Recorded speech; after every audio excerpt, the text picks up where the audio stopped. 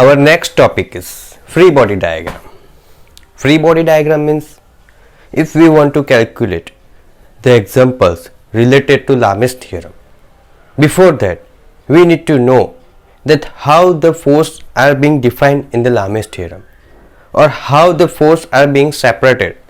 Because in Lam's theorem, you will given a physical body without any briefing of forces. So, for briefing the forces, we need to know how to convert the force system from the physical body. And the free body diagram is the way which shows a system of force of a physical body. By using free body, you can make a complex physical body into a simple one. Okay, it means statements that it's one type of, it shows the system of forces of any physical body.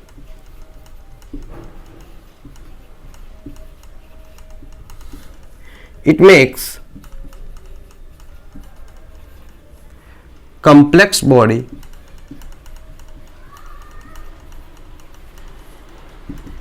into simple one. This is the main thing of physical body, what it does. As an example, I can show that this is one body in which this is a fixed support. In here, a steel ball is tied up with a tie. This is steel ball.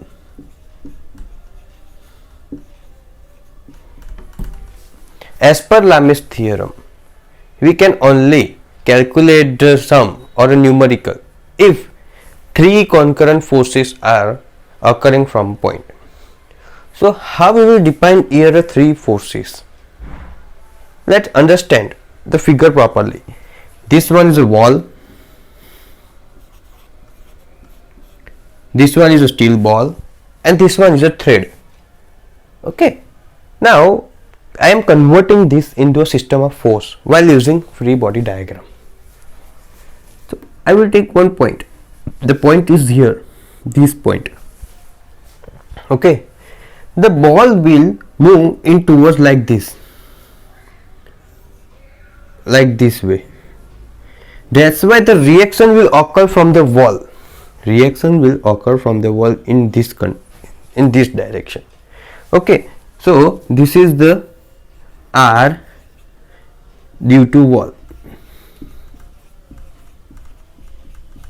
and the gravity load of steel ball will be in the downward direction. So here it will be W, and the tension will be in the thread because this will be create tension in this portion. So this is tension.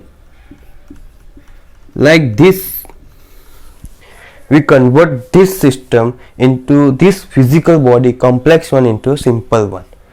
By using this theorem, we get this angle alpha, beta and gamma.